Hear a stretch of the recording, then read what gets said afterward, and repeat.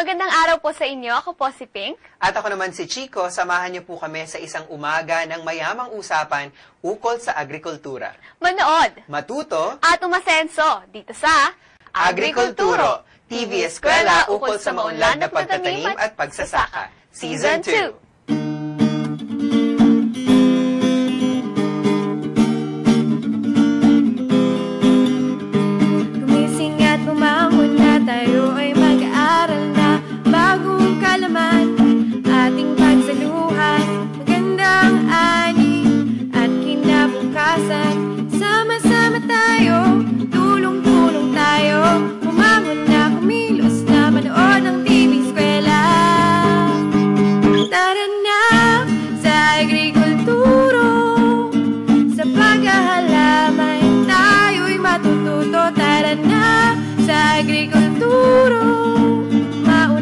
Pagsasaka, ating pag-asa.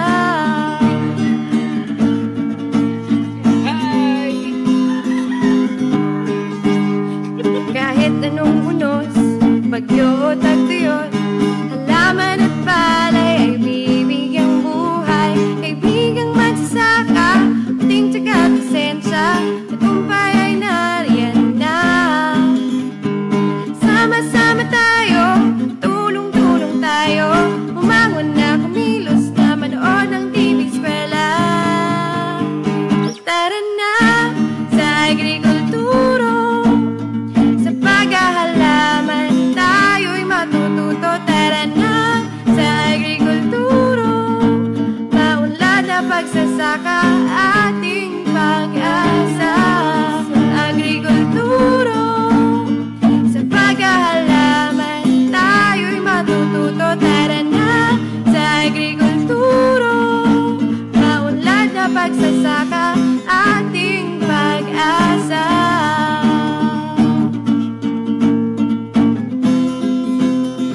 Ating pag-asa.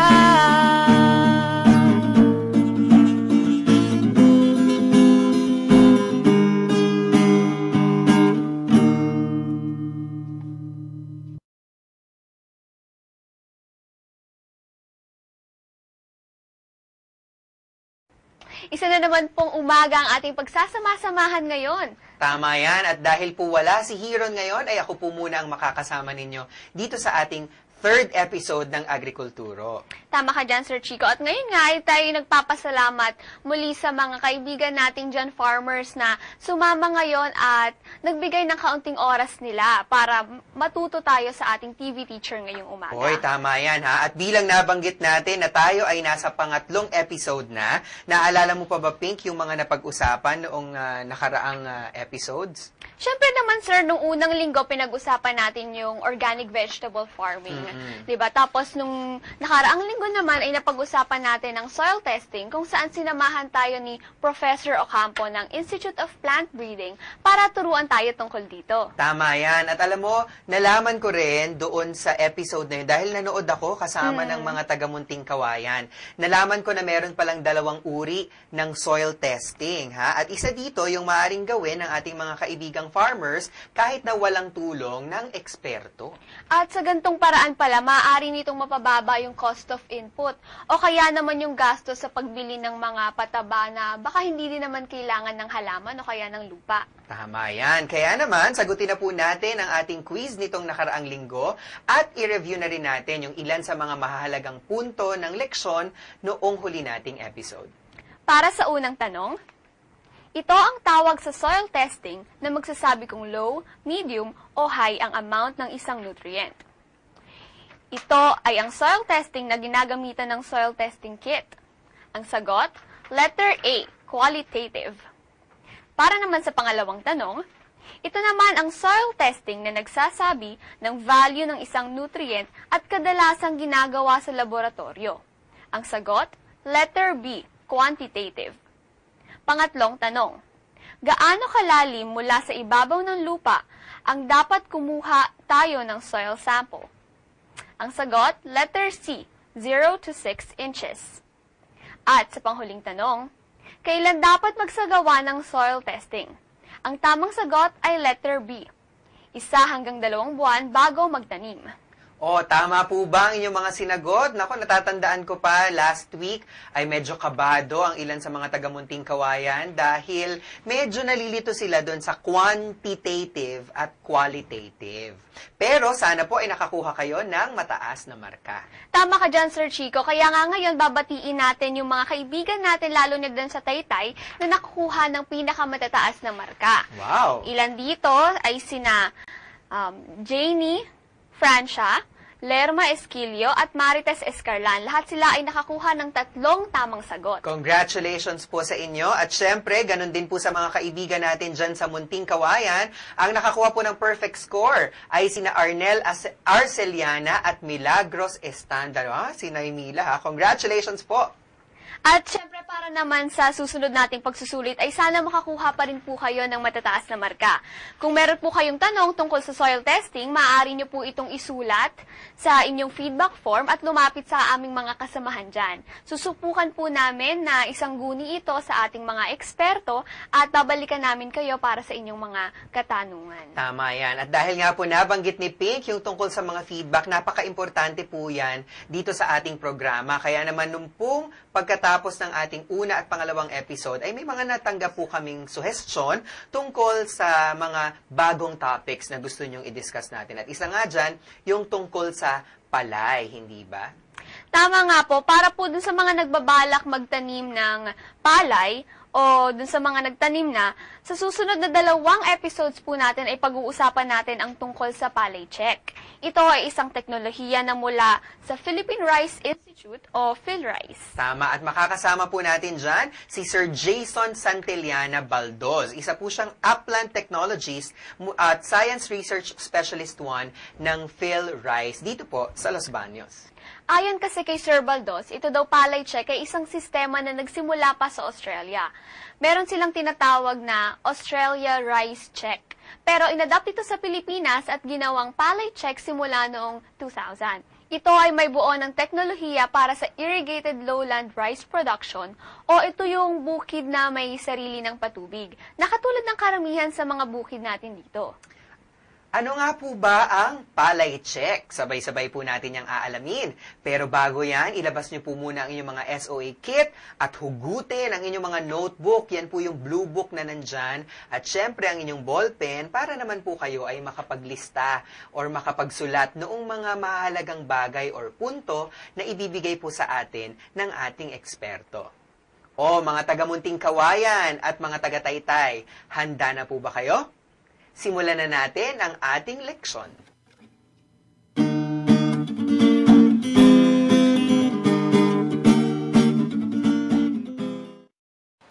Magandang araw po sa inyong lahat. Ako po si Jason Baldoz ng PhilRice Los Baños. Isa po akong Science Research Specialist 1 at mahawak po ako ngayon ng project na tinatawag po nating Upland Rice Development Program. Ang palay check ay isang sistema o pinagsama-samang teknolohiya para sa pangangalaga ng palay. Ito ay tumutukoy o tumututok sa 8 key checks. Una ay ang paggamit ng sertipikadong binhi, paghahanda ng lupa, pagtatanim, pangasiwa sa sustansya, pangasiwa sa tubig, pamahala ng peste, at saka sa pag-aani. Ang 8 key checks ng palay check, una-una, sa key check 1, syempre. Kung nakagamit tayo ng certified seeds. Ang certified seeds ay ito po yung mga seeds ng palay na nabibili po natin sa mga seed growers o mga breeding institutions. Ano ba ang katangian ng certified seeds? Ang certified seeds, malalaman po natin pag po binili na po natin, makikita po natin sa sako.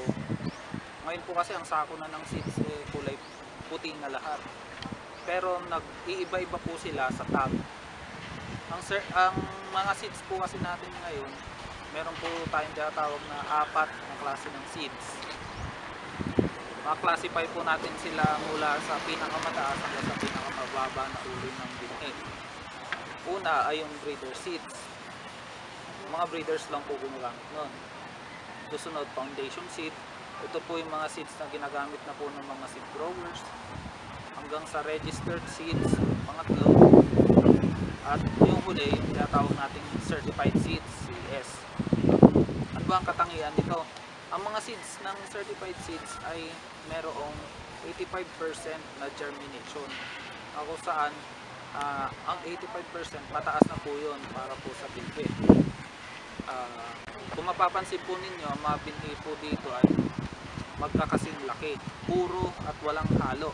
Pag sinabi pong walang halo, wala pong halo ng ibang palay. Wala po tayong mixture ng buto ng ibang variety o halo ng buto ng mga damo at wala pong dumi. Yun po ang katangian ng certified seeds. Hindi po namin nire-recommend na gumamit po kayo ng registered o foundation kasi mas mahal po yun. Pero kung gagamit po kayo ng certified seeds, practical na po yun para po sa mga farmers. Yan po yung sa key check 1. Lagi po natin tatandaan na kung ano po yung inyong tinanim, siya rin po ninyong aanihin. Kung nagtanim po kayo ng magandang klase ng binhi, aanin po kayo ng magandang anin. Ang key check 2 o palay check, key check 2 ay natutok naman sa land preparation, sa paghahanda ng lupa, pagmamanage ang paghahanda ng lupa. Dito, ang pinaka-importante po natin gagawin ay bungkalin yung ating lupa sa tamang panahon, tamang paraan. Kadalasan ang ginagamit ng magsasaka, isang araro at dalawang suyod. Una sa araro, pero bago tayo dumating sa pag-araro pala, siguraduhin po natin na meron tayong isang buwan o mahigit na palilipasin mula nung tayo ay umani. Kapag araro tayo, ang pinapurpose po natin doon ay buksan yung lupa at hayaang mababad ito para mabulok yung mga damo at saka yung mga pinagkabasan. Bakit kailangan bulukin? Kasi yung mga kasalukuyan na bubulok na mga organic matter na yun ay mayroong negative epekto sa palay kapag kaya kailangan bulukin muna ito. Kadalasan, ang paglaland preparation ay maabot ng isang buwan, 3 to 4 weeks before tayo magtanim. Una yung araro, susundan naman yan ng dalawang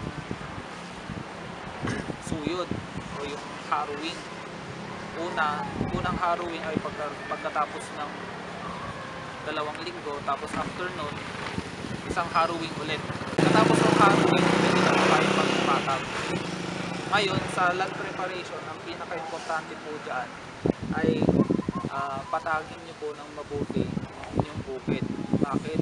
Kasi ang patag po na lupa, napakaganda po niyan para po sa para maging madali yung ating pagpapatubig. Kasi kung meron pong parte na malalim, doon lang magko-concentrate, hindi po tayo makakapagpatubig ng mabilis. Ang pagpapatag o yung pagkakaroon po natin ng magandang level ng bukid ay nakakatulong din po sa pag-control ng damo. Kung maganda po yung ating pagkakapatag at continuous po na may tubig yung ating bukid, pag po kasi flat yan, hindi po makakatubo po yung ating mga damo gawa po ng yung patag na po na lupa na yun at saka ng tubig. Tapos kapag po patag ang ating lupa, madali din po tayo makakapag apply ng pataba at maganda po yung magiging distribution nito sa bukid o sa ating mga palay. Kapag po kasi hindi patag, maaari yung concentration po ng sustansya, maaari mapunta po sa isang patag lang. Yan. Pero kung patag, pantay-pantay po. Ano po yung... Tatlong tanim o tatlong cropping season, meron naman siyang advantage. Siyempre, kung mas maraming beses ka magtatanim sa isang taon, malaki po yung possibility na kumita po tayo. Tagdag para din sa isa o nagdadalawang cropping lang. Kaso lang, marami tayong bagay na dapat i-consider kung gagawin po natin ito. Unang-una, yung availability o pagkakaroon po ng tubig. Kung wala naman po kayong sigurado mapagkukunan ng tubig, ay pag-isipan po ninyo kung gusto pa rin po ninyo magtatlong tanim. Pero kung meron, malaki po yung possibility na pwede po. Pangalawa, may kasabihan po kasi tayo na sa pag-aalaga ng halaman, wag daw yung halaman yung pakainin natin. Ang pakainin o alagaan, kundi yung lupa. Kung magtatatlong tanim po kasi kayo sa isang taon, na wala naman po kayong ina-apply na organic fertilizer, at ang karamihan lang po na ilalagay ninyo ay inorganic fertilizer na bibili po natin sa supply ng urea o kaya ammonium sulfate o kaya mga triple 14, lahat po yan chemical fertilizer. Kung di nyo naman po lalagyan ng ganun, wala naman po ibubunga yung palay ninyo. Ganito po yung pwedeng mangyari. Kapag po nagtatlong tanim po kayo at nag-apply po kayo ng abono, alam naman po natin na yung mga fertilizers po na yun, mga inorganic fertilizers po na yun ay nagiging available lamang po sa halaman kapag po nalagyan ng tubig. Ang urea po at ammonium sulfate, pag po nalagyan po ng tubig yan, acid po yan na sinisip-sip ng halaman. Ang lupa, kapag po nasobrahan ng fertilizer, ay nagiging acidic. At ang acidic na lupa po ay humahawak lamang po ng mga sustansya, hindi na po niya ibibigay sa halaman pagdating ng araw. Kasi ganito po yan. Noong unang panahon, hindi pa uso po ang inorganic fertilizer. Maganda naman po yung inaanin ng mga magsasaka. Pero nung sumikat po yung paglalagay po ng abono, ay medyo na-amaze po kasi yung mga sinaunang magsasaka natin eh. Kaya, ang ganda ng epekto. Dami kong inaani. Gamit ako nito next year. Hanggang sa dati, ang dami lamang ng ginagamit nilang fertilizer ay mga maabot lang ng 2 bag sa isang hektarya. Nung nakasanayan na nila gumamit ng fertilizer, lagi na nila itong ginagamit, hindi po nila alam, nagkakaroon na po pala na epekto ito sa lupa. Kada lagay po nila, tumataas yung pH. Bumababa kasi ito acidity. Nagiging acidic yung lupa. Ang epekto po nun, pag acidic po ang lupa, hindi po niya ginagawang available yung sustansya na inilagay natin para sa halaman. Ano ba example na maganda dyan? Kumbaga hinahawakan lamang ito, hindi niya ito binibigay na pagkain para sa halaman. Kaya napansin ng mga tao noon, bakit sa una lang maganda tong fertilizer? Parang tumabang na. Kaya dagdagan po kaya. Yun yung nangyari sa mga sumunod na panahon. Kaya umaabot na tayo ngayon ng mga 6, 7, 8 bags ng fertilizer sa isang hektarya kasi patuloy nang naging acidic o nasisira yung lupa natin. Kung gusto po ninyong umani ng 3 beses sa isang taon sa rice production, pwede po ninyong gawin. Pero iti-take nyo lang po yung risk nun. Pero kung gusto nyo pong maiwasan yung sinasabi kong pagkasira po ng inyong lupa, pwede po tayong gumamit ng mga organic fertilizer. Huwag po tayong magsusunod ng mga dayami. Ibalik po natin sa bukid. Ikalat lang po natin kasi konting trabaho lang po yan eh. Hindi naman po siya bigat na trabaho para hindi natin gawin. Kapag po dinagdagan po natin ng organic matter, maiwasan po natin yung pagkasira ng lupa natin. Ang key check 3 ay yung pag-practice o yung pagsunod sa synchronous planting. Ano yung synchronous planting? Ito po yung sabayang pagtatanim. Sabayang pagtatanim, pag narinig po ng mga farmers yan, hindi naman pwede mangyari yun. Kasi kung sabay-sabay kami, hindi na nakapagtanim yung iba. Hindi. Ang ibig sabihin po noon ng sabayang pagtatanim ay yung sa planting season. Sa loob ng isang buwan, kinakailangan doon sa area po ninyo, sa barangay ninyo, kinakailangan tapos na po kayong makatanim lahat. Meron lamang po kayong isang buwan na napalugit sa pagtatanim. O kaya, halimbawa, sa lugar namin ay ang taniman kadalasan ay Mayo. Buong buwan ng Mayo dapat nakatanim na kami. Wala na magtatanim ng June. Plus 2 or minus 2 weeks. Ganun ang mangyari. Yun yung sa synchronous planting. Tapos bakit kailangan natin gawin yung synchronous planting? Bakit kailangan sabayang pagtatanim? Kasi para maputol yung life cycle ng isang peste o kaya ng isang sakit na maaaring magdulot sa atin ng malaking perwisyo o sira. Ganito yan, ang pinakamadaling paraan para maintindihan natin. Halimbawa, nagkaroon tayo ng fiesta. Sa fiesta, may isa lang naghanda. Anong tendency? Lahat ng kapitbahay mo doon lang kakain. Anong nangyari? Di sira yung handa mo, ubos lahat. Ganun yung paliwanag na kung saan kapag ikaw lang yung naunang nagtanim, halimbawa hindi ka sumabay sa iba, lahat ng peste sa'yo nakakonsentrate. Ganun ang ibig sabihin. Pero kung sabay-sabay kayong naghanda sa fiesta, kalat yung mga taong bisita, hindi agad na bisita nyo. Pero ganun din sa palay, pag sabay-sabay kayong nagtanim, kalat yung incidence ng peste. Hindi, walang pagpuputusan o walang area na nandun lang silang kalat. Maski check po naman ay naka-focus naman sa bilang ng malulusog na seedlings. Dito sa pangkaraniwan, ang ginagawa po sa mga farmers ay lipat tanim. Meron po tayong mga sinusunod na mga planting distance. Halimbawa, yung 20x20 o kaya yung 25x20.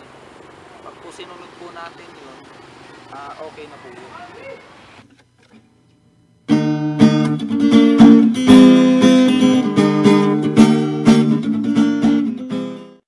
Napakinggan po natin ang leksyon mula kay Sir Jason Baldoz ng PhilRice. At sabi nga niya, meron daw pong 4 na key checks. Actually, 8, no? Pero yung una niyang binigay sa atin, Pink, ay 4 na key checks ng palay check. Una, yun pong paggamit ng certified seeds. Dapat yung mga butong gamit natin ay galing lamang sa mga sertipikadong institusyon. Ang pangalawa po, yung land preparation, kung saan dito naman po napag-usapan din yung inyong nabanggit sa amin noon na sundoy baling, na pwedeng gawin kung kayo ay may sariling irigasyon o yung source ng patubig o ng tubig, hindi ba? At yung sundoy baling nga o yung tinatawag na 3 tanim sa isang cropping season.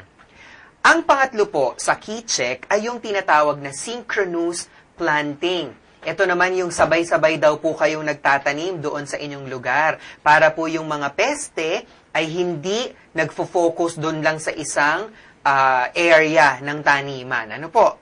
At yung pang-4 sa key check ay yung tinatawag natin na, simple lang, malusog na seedlings. Nakuha niyo po? Tama ka nga dyan, Sir Chico, napakarami talagang na-share sa atin ni Sir Baldoz.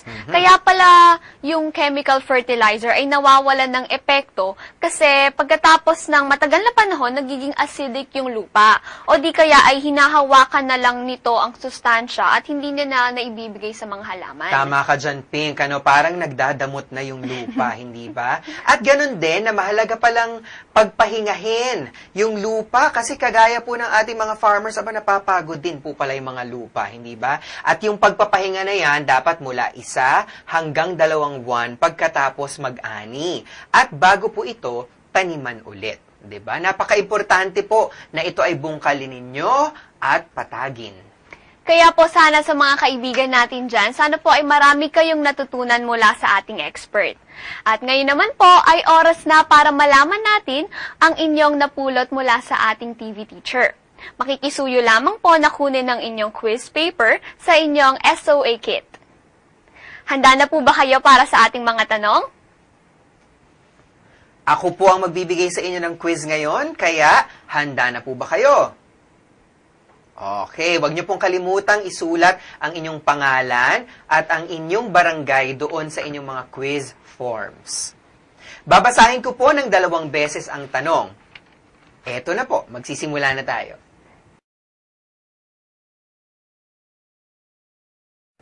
Unang tanong, ilang key checks ang tinututukan ng palay check? Ilang key checks ang tinututukan ng palay check? A, 8, B, 10, C, 4. A, 8, B, 10, C, 4.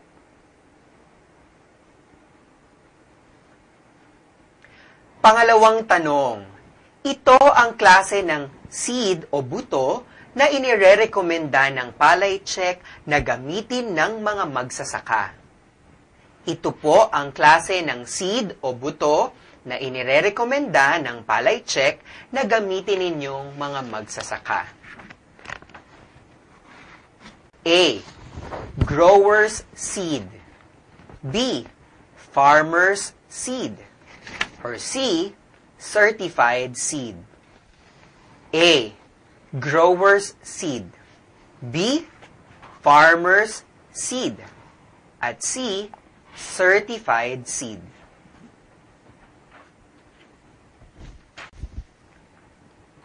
Ito na po ang pangatlong tanong. Ito ay ang key check na tumututok sa malusog na seedling. Ito po yung key check na tumututok sa malusog na seedling. A, key check 3. B, key check 2. Or C, key check 4. A, key check 3. B, key check 2. Or C, key check 4. Ito na po ang pang-apat na tanong. Saang bansa nagsimula ang sistema ng palay check? Saang bansa nagsimula ang sistema na palay check? A, France. B, Japan. C, Australia. A, France. B, Japan. C, Australia. Panghuling tanong, number 5. Ano ang synchronous planting? Ano ang synchronous planting? A, pagtatanim tuwing wet season. B, sabayang pagtatanim. Or C, maling paraan ng pagtatanim. A, pagtatanim tuwing wet season. B, sabayang pagtatanim. Or C, maling paraan ng pagtatanim.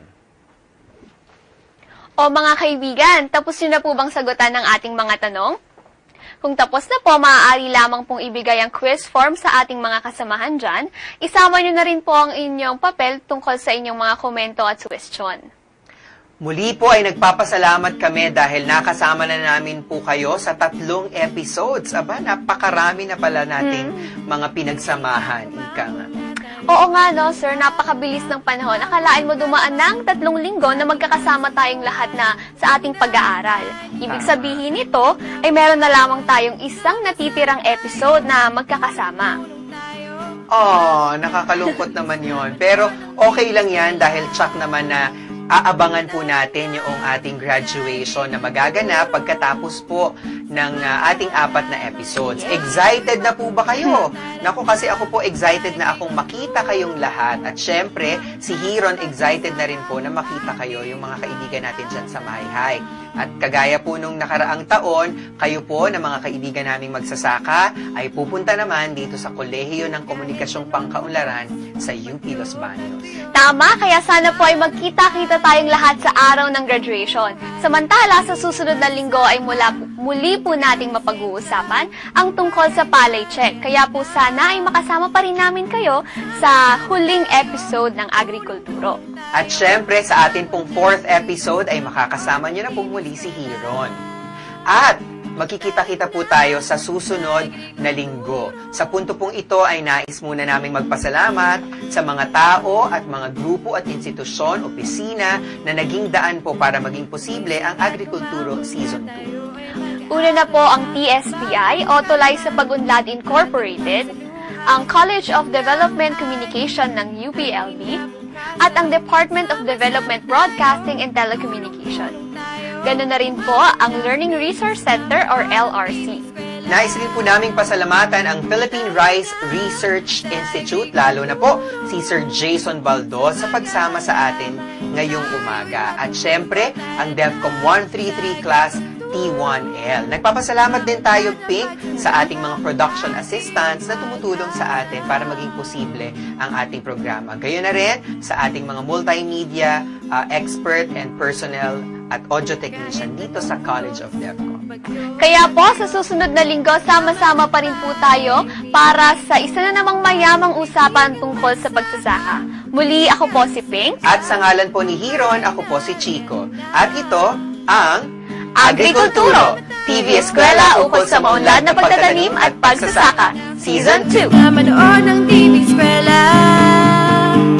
Tara na sa agrikulturo.